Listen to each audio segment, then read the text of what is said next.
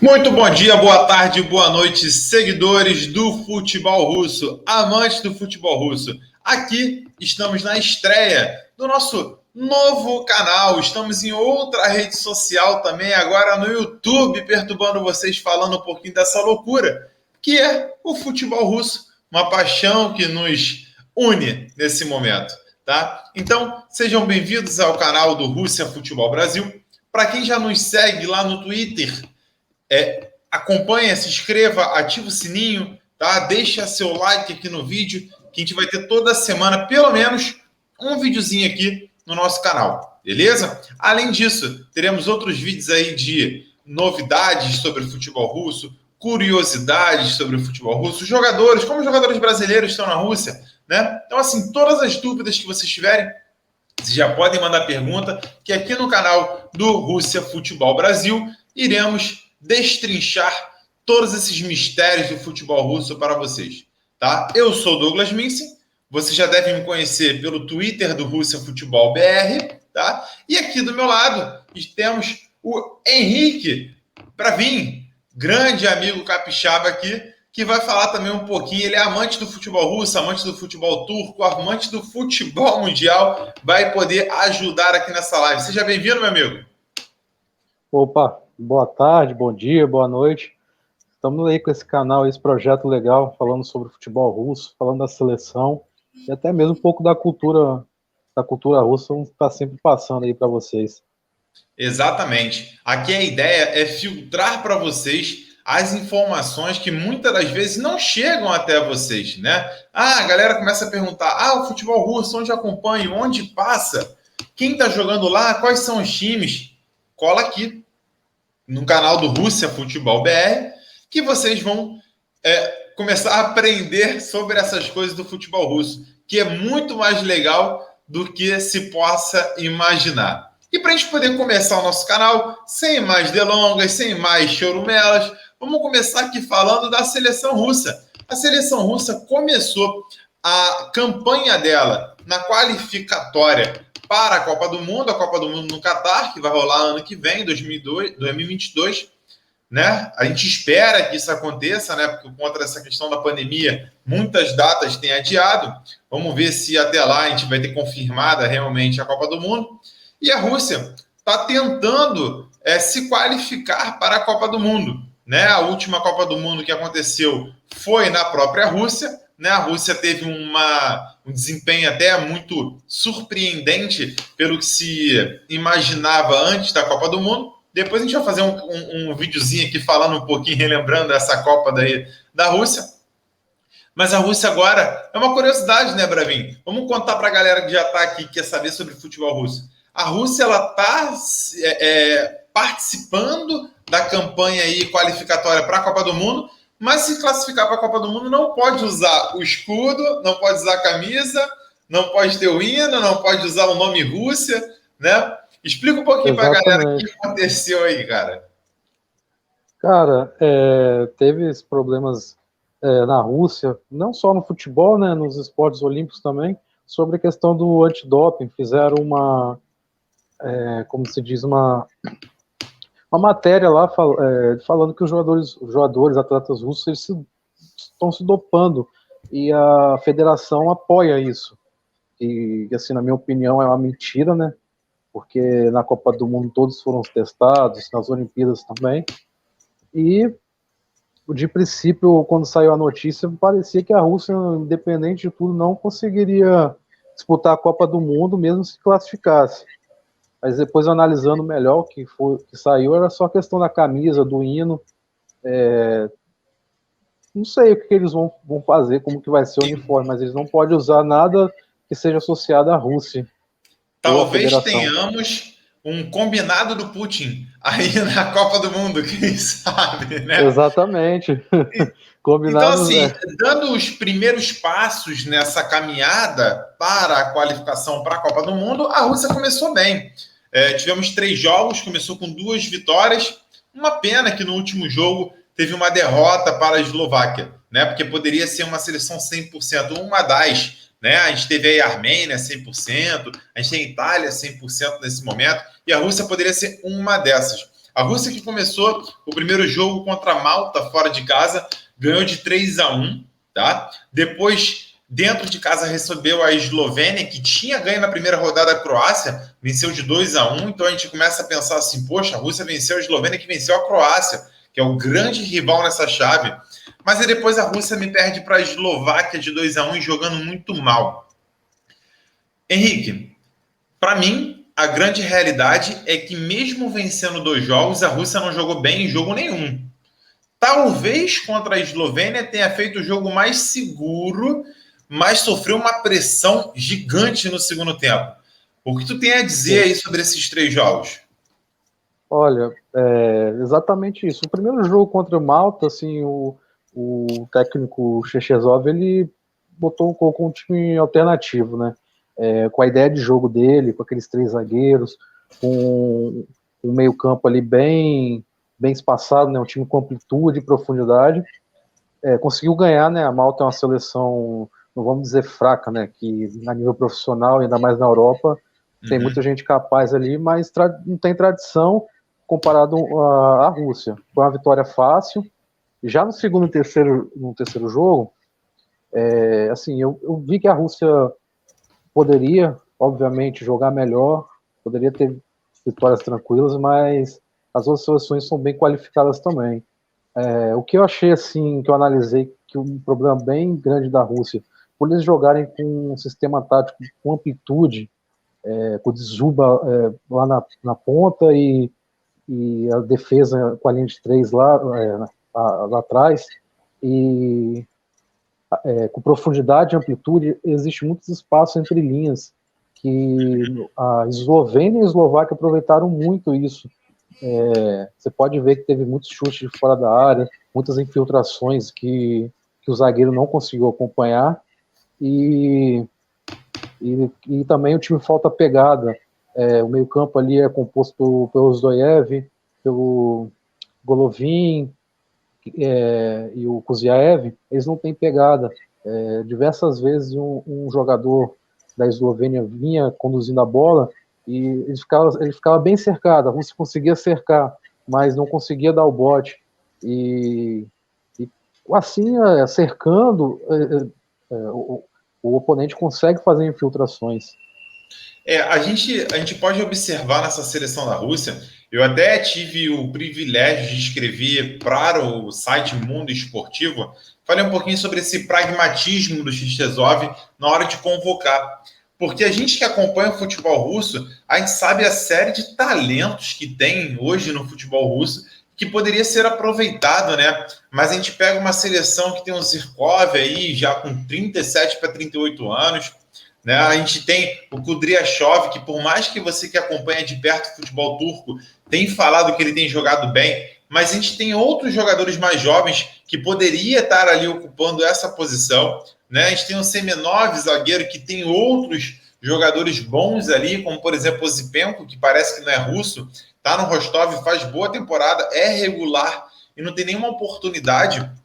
Então, assim, é um pouco frustrante para a gente quando a gente olha essa seleção russa, a gente fala assim, cara, essa geração poderia dar melhores jogos para a gente, poderia estar brigando por maiores coisas, né? A gente pega, por exemplo, uma Eurocopa que a Rússia vai participar, num grupo relativamente tranquilo de passar. Mas a gente entra já com uma carga de desesperança diante do esquema que é montado tático, sem muita variação, sem muitas novidades, né? E às vezes algumas novidades que são muito questionáveis. Dessas caras novas que chegou à seleção da Rússia, eu sei que teve uma que te agradou bastante.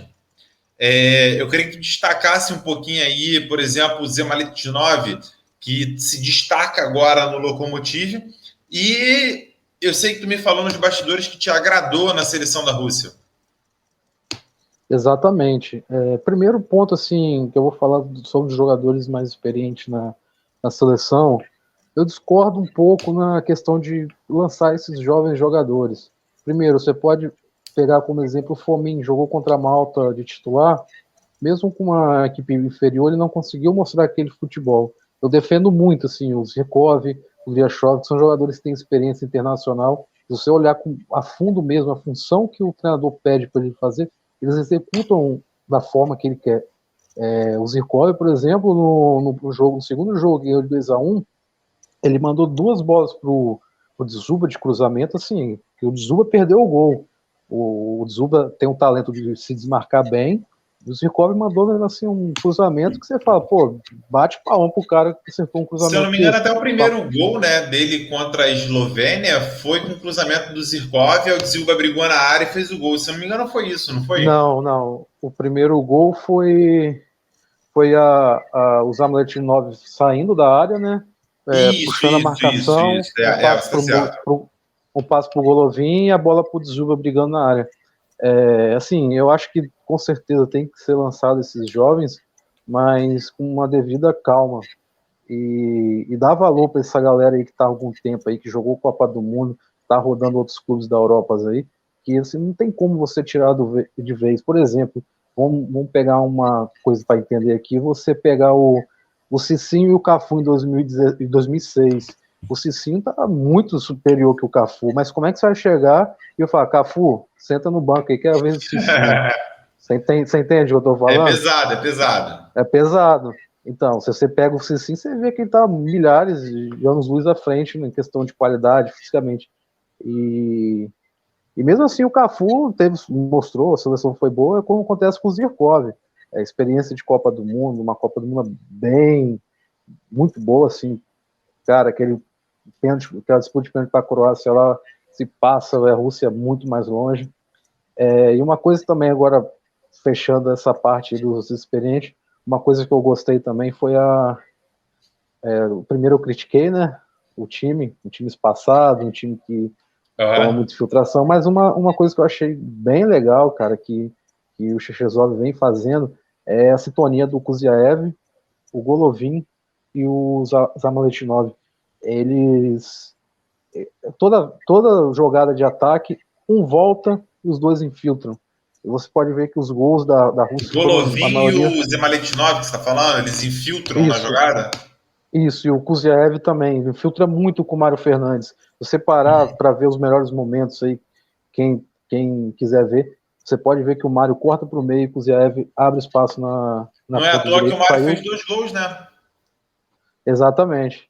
O Mário Fernandes corta muito bem para o meio, e assim, as infiltrações da Rússia estão muito boas, o Dzyuba se posiciona muito bem, tipo, é uma noção absurda que o cara tem, não sei como ainda não teve uma experiência em clubes da Europa, né?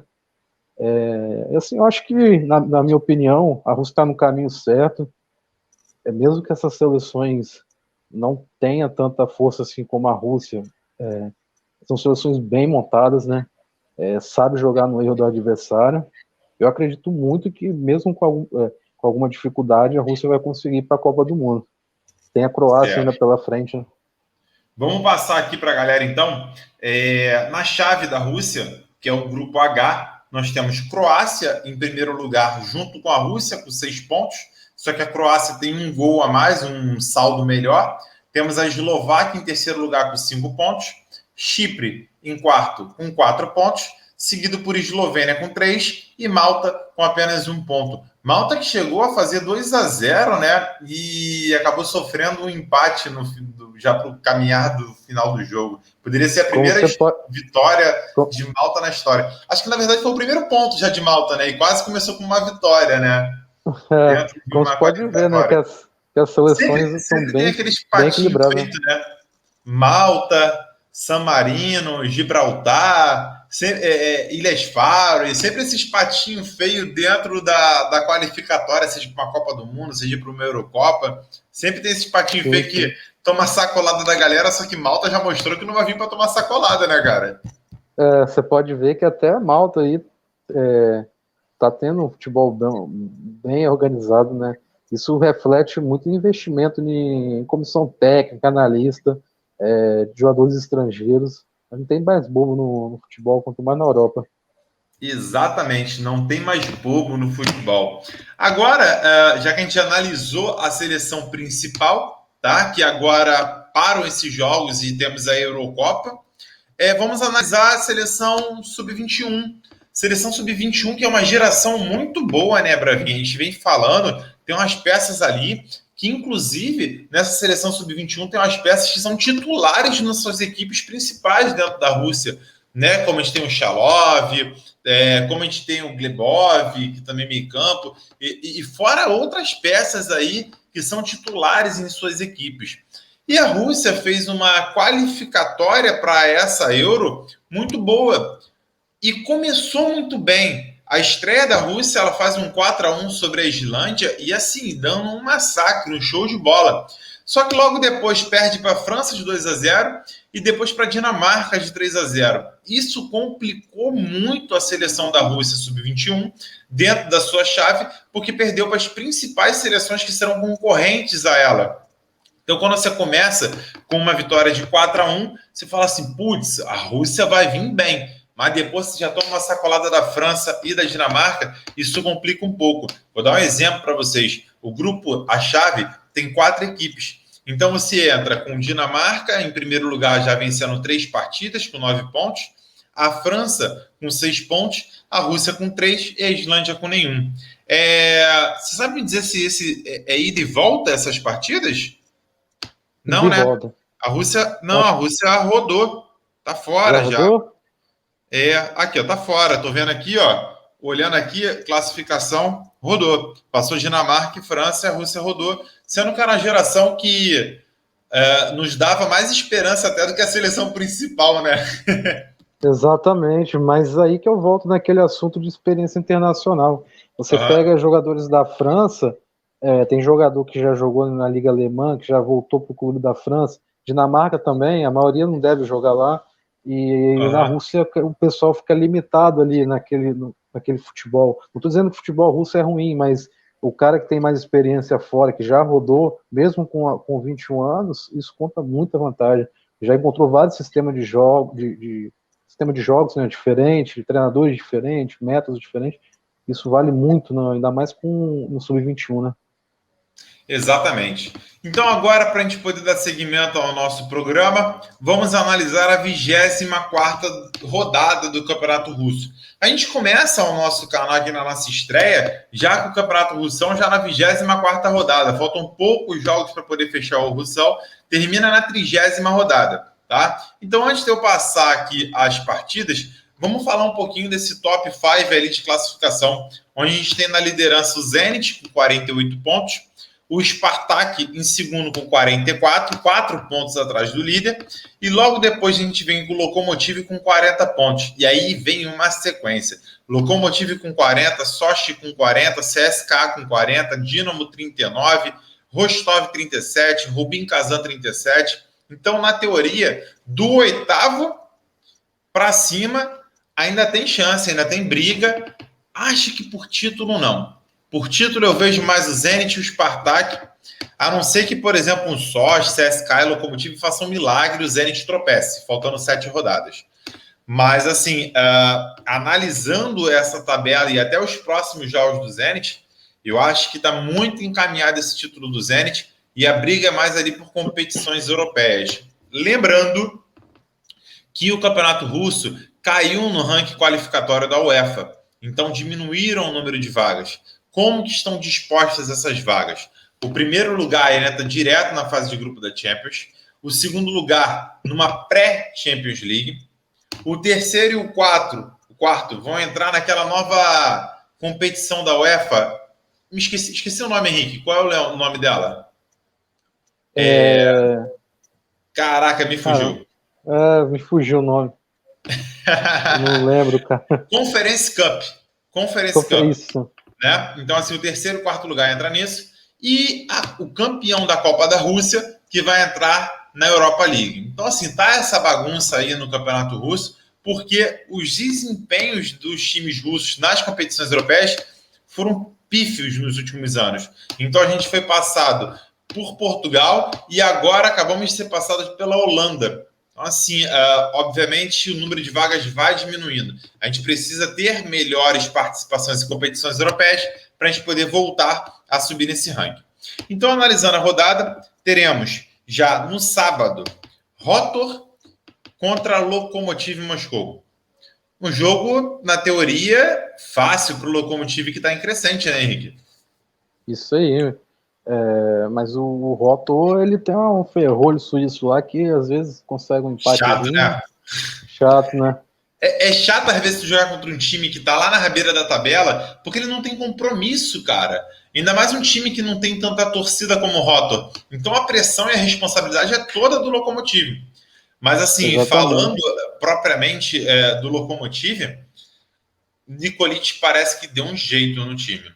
Um time que sai para a janela de inverno extremamente desacreditado, em oitavo lugar, tendo perdido para o Rink de 3-2, um chocolate, sendo que no jogo anterior tinha perdido para o Dinamo de 5, foi 5-0, não foi, Henrique? Eu acho que, se eu não me engano. Isso. 5-0, então você fecha a pausa de inverno com um 5-0 tomado para o Dinamo, num passeio que poderia ter sido muito mais, e perde para o Rink de 3-2. O Rink que é um time em crescente, né? Então, assim, o Lokomotiv não contrata praticamente ninguém, só chega o Pablo, zagueiro brasileiro. Então, assim, a galera não esperava nada do Lokomotiv. E o Lokomotiv veio e venceu tudo até agora. Despachou o Tambov, que está à beira da falência já, aos trancos e barrancos, só terminando a temporada. Depois emenda vitórias em cima de CSKA, por exemplo, vencendo com propriedade. E o Lokomotiv vem numa crescente. Lokomotiv que está com o Anton Miroshek machucado, não sei se ele volta já amanhã. E o Zemaletnov, que a gente destacou na seleção da Rússia, fazendo o papel de camisa 10 e não de ponta como ele sempre jogou, né? Então, assim, é um novo Lokomotiv com o Lissakov no ataque, o Kaman, um ataque rápido. Esqueceram o Éder de vez, definitivamente. E até o Smolov, que voltando de lesão, já meteu 2 gols. Né? Então, assim, será que ele volta, reencontra seu futebol? E olha como talvez tenha sido tarde essa reação do Lokomotiv, né? Mas tá brigando aí por competições europeias. No mesmo dia, teremos Krasnodar e Akhmat Grozny. Krasnodar, que decadência, né, Henrique? Fez uma boa Cara, Champions League, classificou na Europa League. Olha o que está acontecendo com o Krasnodar, né? o Krasnodar, ele tem um time muito bom, cara, e tem o Muziaev, que é um treinador que ele gosta de jogar com bola no chão, mas não deu liga, né? Já tem algum tempo que ele tá lá e o time não tá dando liga. É um time bonito de se ver jogar até a temporada passada, porque essa temporada, alguns jogos do Krasnodar que eu vi, que parece que ele tentou mudar e acabou piorando a situação. Eu não entendo porque o Krasnodar sofre tantos contra times pequenos na liga. Às vezes você pega o Krasnodar, joga de igual para igual contra um Zenit, contra o Spartak, às vezes ganham, empata, aí você vê, agora vai o Krasnodar. Eles pegam um time, sei lá, um time que tá lá embaixo brigando para não cair, Ural, esses times, e vai lá, toma 2-3-0. Só para você ter uma ideia, o Krasnodar está em 10º lugar de uma liga que só tem 16 equipes. Tem que lembrar, deixando bem claro para quem está nos ouvindo, que o Campeonato Russo não tem aquelas 20 equipes que normalmente tem em outras competições. Não, o Campeonato Russo tem 16 equipes. Então estar em 10º lugar é muito ruim, porque Muito ruim. se caem os 2 últimos e o 14º, 13º tem aquele playoff para ver se vai cair ou não. Então, teoricamente, o Krasnodar está 2 posições só fora desse descenso. Então, assim, é uma posição bem ruim para um time que participou de uma Champions League agora, né? E que caiu fora logo da Europa League. Enfim, Krasnodar em decadência. E tem boas peças que parecem que vão sair do Krasnodar ao final da temporada. Parece que tem uma reformulação por lá. Mas isso é Exatamente. tópico para uma outra live. Também no sábado, teremos Rubin Kazan e Sochi, às 10h30, horário do Brasil. Jogo interessante, né, cara? Rubin Jogo Kazan interessante. é um time que oscila, sobe, desce, faz boas partidas, que tem o Kvisha, que é o grande georgiano, acho que é a maior promessa hoje do futebol. Eu digo que é futebol russo porque ele joga na Rússia, mas ele é da Geórgia, né? Ele é Inclusive, da Geórgia. 2 gols agora na qualificação da Copa do Mundo. E Camisa 10 da notícia Geórgia. fresquinha, está sendo sondado pelo Bayern de Munique, Henrique. Dali, Eu né? cheguei a ver isso aí. Esse jogo do Rubin contra o Sochi é um jogo de 2 equipes bem treinadas, né? O Fedotov e o Zluchk, né? são treinadores já experientes, que sabem armar time. E o Kvish, ele é aquele jogador que vai para cima, dribla 1, 2, 3 e às vezes para só dentro do gol. Cara, ele é um cara habilidoso, né? E pensar que ele saiu de graça do Lokomotiv, não foi aproveitado no Lokomotiv e saiu de graça para o Rubin Exatamente. Kazan. E olha o que ele vem fazendo hoje. Talvez saia por bons milhares de euros ali, né? Do Rubin Kazan. É um bom jogador, é um cara que eu quero ver nessas ligas bem maiores aí, vendo o que ele vai dar. E fechando os jogos do sábado, a 1h da tarde, o teu Dinamo de Moscou contra o Ufa. Esse Ufa É. é um time que tá lá na rabeira, mas ele adora dar umas aprontadas, né, cara? Sim, cara. O Dinamo ele tem dois times que ele não consegue ganhar, cara. Um deles é o Ural, aliás, o Arsenal, Tula e o Ufa. Cara, é muito difícil ver o Dinamo ganhar desses times, mas o treinador, né, o Schwarz, ele tá lançando jovens no time titular, pegou aquela galera lá que não deu certo, aqueles investimento pesado, por exemplo, o Sly, entre outros, colocou no devido lugar, que é o banco de reserva, e o time tá dando liga. O time tá dando liga, infelizmente, eu acredito que Champions League não tem força para chegar, mas a Ainda próxima mais agora, temporada né, pode. que as vagas ficaram reduzidas, né? Aí fica mais complicado ainda, né? Dinamo que tá dentro ainda da Copa da Rússia, deixando bem claro, né? Dinamo Sim, eliminou o sim, CSKA, não foi isso? Ou o foi Spartak? Spartak, foi no Isso, clássico. eliminou o Spartak e tá vivo para uma briga de Europa League. E eu, inclusive, eu quero fazer depois um episódio aqui contigo para a gente analisar essa Copa da Rússia. Quando chegar mais próximo dessas quartas, a gente analisa, porque parece que o Zenit saiu, o Spartak saiu. Pode dar ali boas surpresas dentro dessa Copa da Rússia. Acredito que nessa fase aí tá muito aberto para o CSKA, para o Dinamo, para o Lokomotiv conquistarem essa competição. Mas isso é um tema para um outro episódio. Agora, passando para os jogos de domingo. Nos jogos de domingo, bem cedo, às 8 horas da manhã, a gente tem Ural e Arsenal Tula. Ural, que era um time que até a temporada passada, o Big Valve, né, que é um cara que te agrada bastante, era um time vistoso, incomodava ali os grandes. Essa temporada está brigando lá na rabeira da tabela, enquanto o Arsenal Tula, que também era um time que brigava ali no meio de tabela, também está lá na rabeira, né? É um jogo de times que decepcionaram essa temporada, né? O Ural foi finalista, né, da Copa da Rússia da Perdeu pro temporada Zenit, né? passada. Isso. Ele teve uma perca de um jogador que era muito importante também, um camaronês que se chama Bolmal, ele foi pro futebol turco e está sentindo falta, né? Uma peça que era bem importante. E o Arsenal Tula, ele teve a troca do treinador. Depois disso, o time não foi mais o mesmo.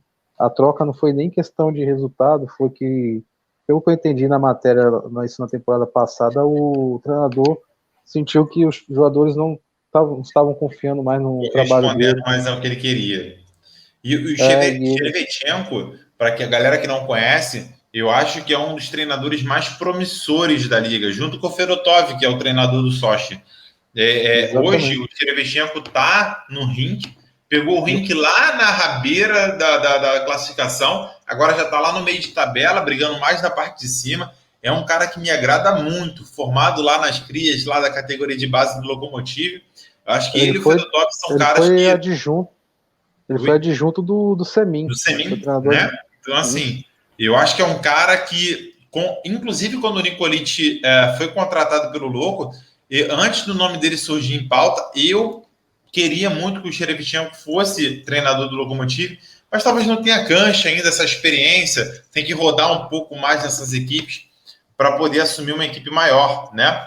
E lembrando Sim. até para a galera, não, pode falar aí. Não, eu ia falar uma curiosidade, assim, isso às vezes acontece comigo, que eu vejo uma coisa uma vez na minha vida, eu consigo lembrar. São exatamente 88 jogos que ele foi auxiliar técnico do Semin. Agora, não me pergunte como que eu gravei isso, mas isso, você pode puxar aí. Cara, eu quero falar aqui, passando para o próximo jogo, e contar a curiosidade da rodada, né? A gente tem aqui no domingo, às 10h30, Tambov o pré-falido time, que a federação injetou grana para poder não falir e não ficar com vários WO durante a liga, quanto o CSKA. É quase que vitória, certo? O CSKA, o Tambov está se arrastando, contratou uma série de jogadores vindo lá de Belarus, que não jogavam nem na divisão principal de Belarus, e o CSKA com o novo treinador, né? Aquele velho Olic da seleção croata, para a galera que está nos acompanhando aqui, lembra do Olic? Jogava lá no Play, lá com a gente, tal, não sei o que, o Olic lá no Play 1, Play 2, aquele ponta direita, ponta esquerda, chutava com a canhotinha, a gente puxava para dentro igual o Robin para chutar. O Olic, que jogou lá no Bayern de Munique, jogou no CSKA, jogou na seleção da Croácia, é o novo treinador do CSKA e vai estrear no domingo contra o Tambov. Tem alguma coisa para falar dele, Bravinho?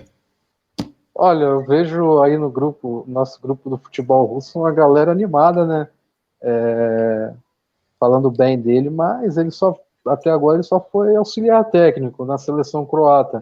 E é difícil você definir um trabalho como auxiliar se foi bom ou ruim.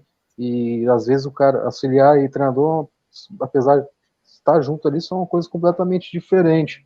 Exatamente. Você pode ver o Thierry Henry.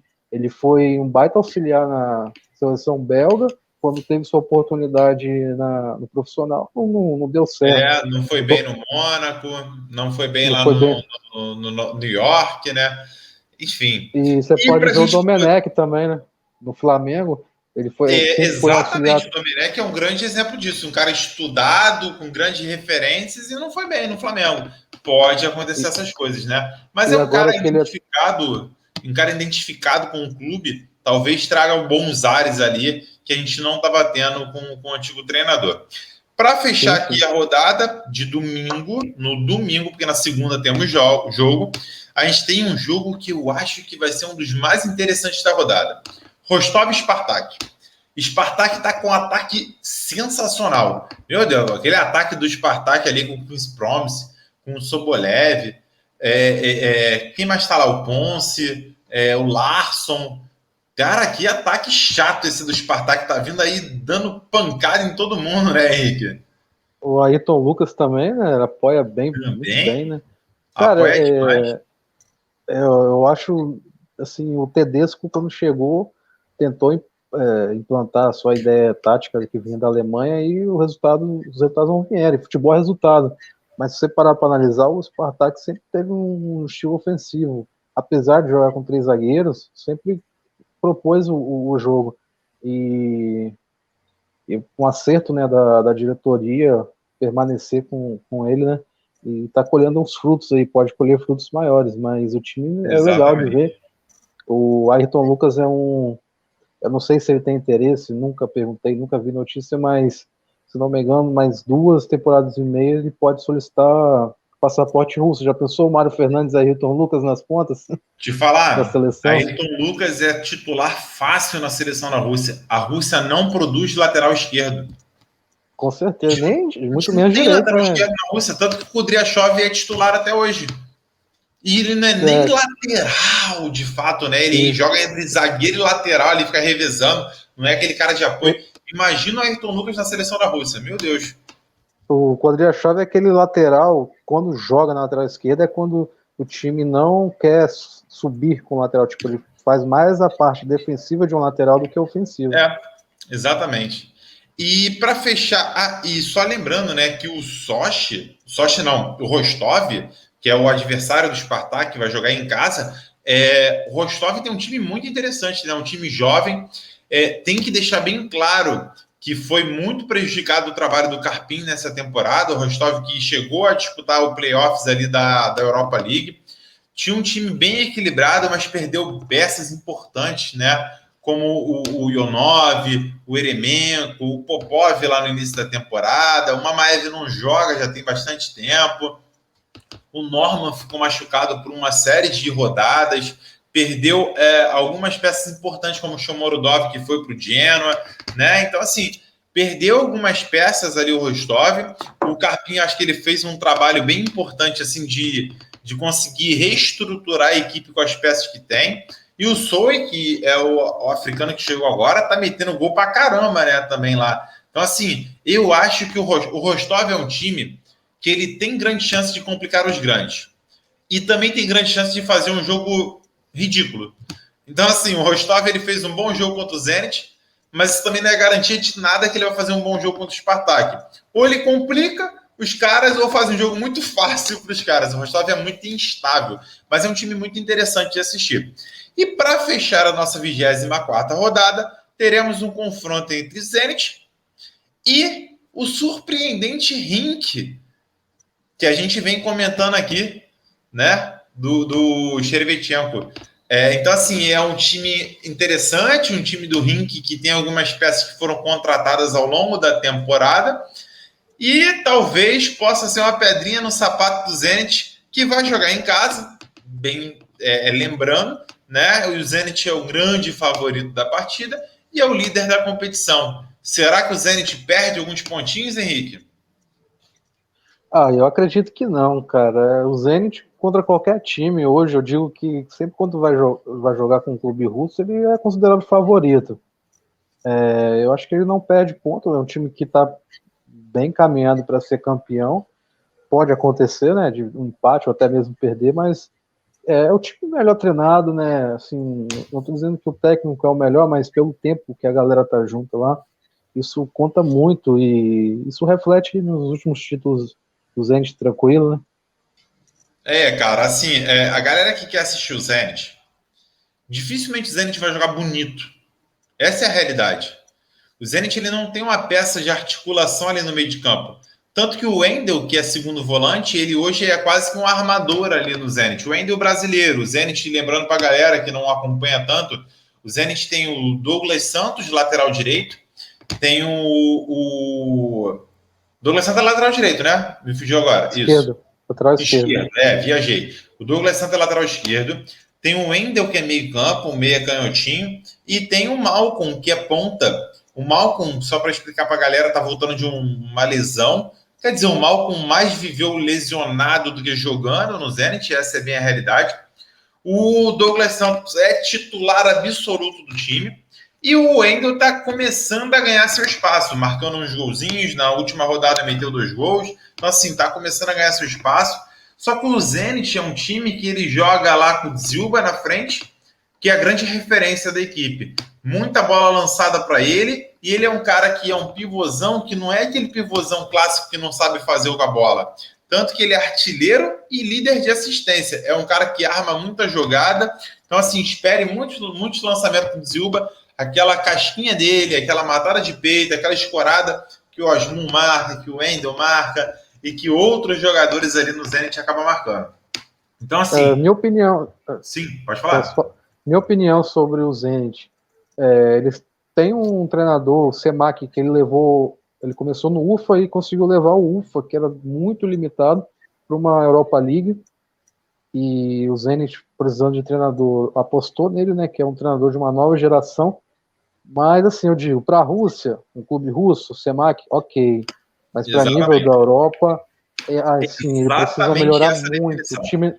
O time joga de um jeito, você consegue ver a ideia do time, mas se aquilo der certo, beleza, o resultado vem. Se aquilo der errado, não vem.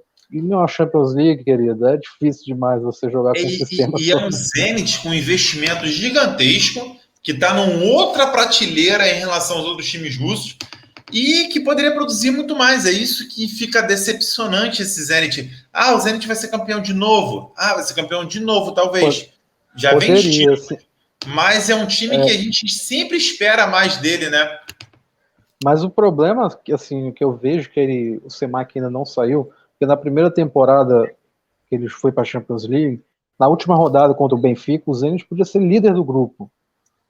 Acabou que perdeu, não foi nem para a Liga Europa, ficou em último lugar. Aí ele veio e foi campeão da Copa e da Liga. Aí é difícil você chegar e falar, vou trocar o cara porque na Europa ele não foi bem. Mas é difícil. Mas na Rússia ele dominou. Na Rússia ele dominou. Aí apostaram de novo. Vamos ver agora. E mostrou mais uma vez que para a Europa ele precisa dar uma melhorada. Tá puxado. E a Rússia, o futebol russo depende muito do Zenit nesse momento, que ele é um dos principais clubes que pode bater de frente e melhorar a nossa qualificação junto à UEFA, né, cara? Olha, eu sim, na minha opinião, se eu fosse dirigente do Zenit, agora que não tem fair play financeiro, o Gazprom pode despejar o tanto de dinheiro que quiser, mesmo que não arrecade nada, procuraria um treinador e montava um time que o treinador pedir. O treinador gosta de jogar de um jeito, então vão atrás de jogadores que o treinador gosta para tentar conseguir classificar aí para uma oitava de final da Champions League que já tem algum tempo, já que o clube russo não vai, né? Exatamente. E para fechar aqui o nosso episódio 1, nosso episódio de estreia, galera, fiquem ligados. Vocês vão perguntar para mim, pô, Douglas, Henrique, onde que a gente assiste o futebol russo? Tá? Vamos lá. Hoje, no Brasil, Band TV aberta, sempre aos sábados, 10 horas. Então anota aí, se não tem jogo no calendário às 10 horas do Brasil, vai ser VT na Band, isso é certo, tá? Só por um milagre de escala que muda. Mas cola também no Band Esporte. Band Esporte passa normalmente 2 a 3 jogos ao vivo do Campeonato Russo. Eu não tenho a escala aqui ainda no episódio, então assim, cola lá no Twitter, Rússia Futebol BR, tá bom? Que vocês vão achar sempre as informações de quais jogos irão passar no Band Esporte, como vai ser a rodada, quais foram os resultados da rodada, e quem são os artilheiros, curiosidades. Perguntem, tirem as dúvidas, mas não se esqueçam de aqui no canal ativar o sininho para sempre que tiver vídeo, tá? Se inscrever, deixar seu like, divulgar para a galera toda o futebol russo, porque a gente vai estar sempre aqui com esse papo gostoso para a gente poder falar um pouquinho mais sobre o futebol russo. Beleza, galera? É isso, tá? Tamo junto. Henrique, vida longa ao futebol russo. Tamo junto, Vida meu amigo. longa. Tamo junto. Abraço.